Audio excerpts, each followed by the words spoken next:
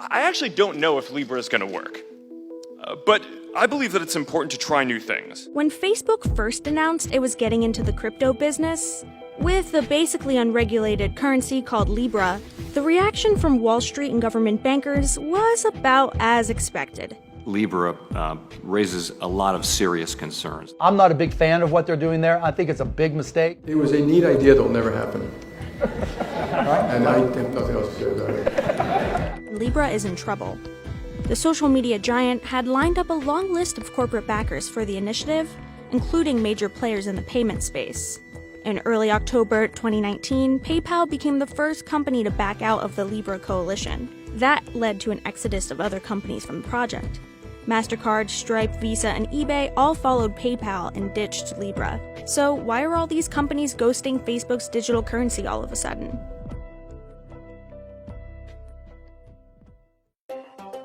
First, let's explain how Facebook got into another mess like this. I like the Libra concept, but you gotta drop it.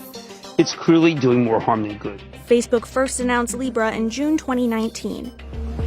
Introducing Libra, a new global currency. It formed the Libra Association in Switzerland to run the cryptocurrency project and lined up 27 companies to oversee it. Facebook also set up a subsidiary called Calibra designed to host the financial services and payment software built on top of the Libra digital currency. Why did Facebook get into crypto in the first place? Facebook is big. It has 2.41 billion monthly active users. That's a huge base. Even if a quarter of the users ended up using Libra for payments, that's 600 million people, about twice the population of the United States. Facebook, though, also has a ton of baggage. Think 2016 presidential election and Russian hacking kind of baggage. So when a company that big and that influential plans to introduce a product that could potentially disrupt the global financial community, you can see why US lawmakers are paying even closer attention to the social media giant. This is Facebook's currency chief, David Marcus, testifying before the House Financial Services Committee back in July 2019. The reason we designed Libra in such a way that Facebook will only be one among 100 different members of the Libra Association and will have no special privilege means that you will not have to trust Facebook. Well, except, but Mr. Marcus, you know better than that. You know that only Facebook has access to 2 billion people, and all to say that you are just one of many is simply not true after people's data and private messages have been stolen. And this is Facebook CEO Mark Zuckerberg testifying before the House Financial Services Committee about the proposed cryptocurrency in October 2019. I want to be clear. Facebook will not be a part of launching the Libra payment system anywhere in the world, even outside the US, until the US regulators approve. Lawmakers are really nervous about Facebook getting into digital currencies. Libra could be misused by money launderers and terrorist financiers. Cryptocurrencies such as Bitcoin have been exploited to support billions of dollars of illicit activity. Facebook designed Libra to be a digital global currency. Like other digital currencies, Libra will be built on top of a blockchain, or a digital ledger. Unlike other cryptocurrencies, Libra would be backed by a basket of real-world currencies. That would stabilize its price, protecting it from wild swings seen in the Bitcoin market. The Libra Reserve will hold bank deposits and short-term government securities for every Libra coin created online. If all goes according to Facebook's plan, users would have a virtual wallet where they could buy, sell, send, and receive Libra through platforms like Facebook or Instagram or WhatsApp.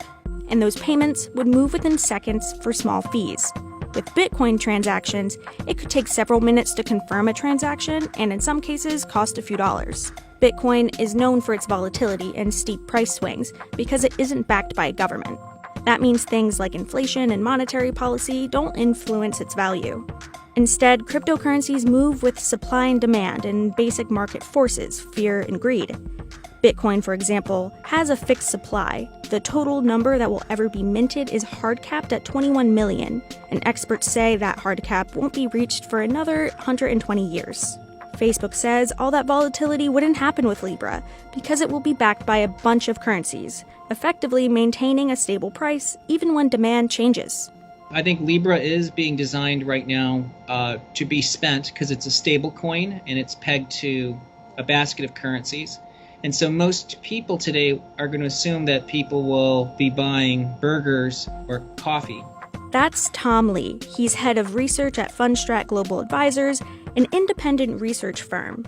He says Facebook's entry into cryptocurrencies is a huge positive. It brings a lot of credibility to the space, but also with its 2 billion users, it's a massive increase in the addressable market. And arguably one of the biggest headwinds for crypto adoption has been the user interface or the ease of sort of finding on-ramps. Libra would use blockchain technology, which is what all cryptocurrencies run on. The blockchain is a secure digital collection of financial accounts, so it's basically a decentralized bank ledger. There's no middleman. The currency is exchanged person to person and recorded on the blockchain so you can see who owns what. Traditionally, in crypto, anyone could access that blockchain. But not with Libra. This is David Yermak. He chairs the finance department at New York University's Stern School of Business, and he teaches courses on cryptocurrencies. It's very different than cryptocurrency like Bitcoin or Ether, which is decentralized, has no leadership, and relies on a community of people who compete to build the blocks that update the transactions. Because of the design of something like Bitcoin, it really can only accommodate a small amount of traffic. But something with central management like Libra could really grow to almost any size that you wished. Libra would be permissioned, which means transactions can only be added to it by a group of trusted parties. That's where the Libra Association comes in. It's the Swiss-based consortium of nonprofits and companies like Lyft, Uber, and Spotify.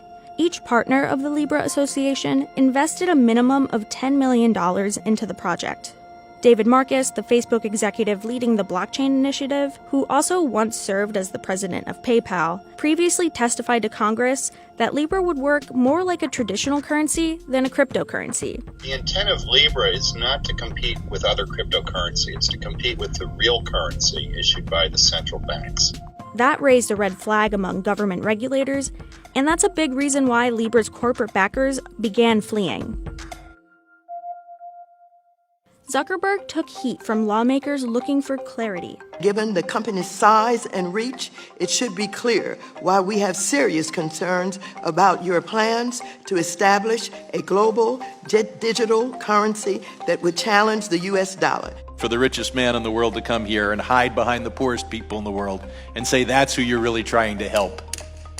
You're trying to help those for whom the dollar is not a good currency. Drug dealers, terrorists, tax evaders. He acknowledged the risk a digital currency like Libra poses, but also argued it could ensure the U.S. position as an innovative financial world leader. I just think that we can't sit here and assume that because America is today the leader, that it will always get to be the leader if we don't innovate. And innovation means doing new things, and that does mean and new things have risks, and we need to address the risks, and we need to be careful in doing that. But when pushed to explain why corporate backers exited the Libra project, Zuckerberg put the blame on risk. Why have they departed? I just wrote scores of stable partners have dropped out. Why? Well, Congresswoman, I think you'd have to ask them specifically for. Why do you think they dropped out? I think because it's a risky project and that there's been a lot of scrutiny. Yes, it's a risky project. And when asked about potential privacy concerns, he told Congress there are millions who trust Facebook. Billions of people come to our services because they trust that they can share content, messages, photos, comments with the people they care about, and more than 100 billion times a day, people do that. They share something with a set of people because they know that that content is just going to reach the people that they want it to. So I think that if we're able to move forward with this project, there may be some people who don't want to use it because they don't trust us or don't like us, and that's one of the values of having an independent association where there will be other competitor wallets and other approaches too. Zuckerberg spent most of the hearing reassuring lawmakers Libra wouldn't launch without approval from U.S. regulators. Facebook's push into digital currency served as a big wake-up call for lawmakers and central bankers. It's pitting Facebook against the U.S. and other governments, and Facebook is losing so far. In September 2019, France and Germany both agreed to block Libra. The government said, no private entity can claim monetary policy, which is inherent to the sovereignty of nations. A few weeks later, Libra began to lose its corporate backers. PayPal was the first company to leave in early October 2019. Days later, 2 senators on the Senate Banking Committee sent letters to the CEOs of Visa, MasterCard, and Stripe to express concerns over their involvement in the Libra Association. Senators Sherrod Brown of Ohio and Brian Schatz of Hawaii told companies to proceed with caution until Facebook provides more details on the risks posed by Libra, like financing terrorism and disrupting the global financial system. A few days after the senators sent the letters, eBay, MasterCard, Visa, and Stripe announced they would leave the Libra project. The U.S. Treasury Department had also been privately pressuring Libra's corporate backers, according to the Wall Street Journal. The opposition to Libra is coming from countries with established financial and payment systems where a majority of the population already has bank accounts. That's not really the kind of user Facebook has in mind with Libra.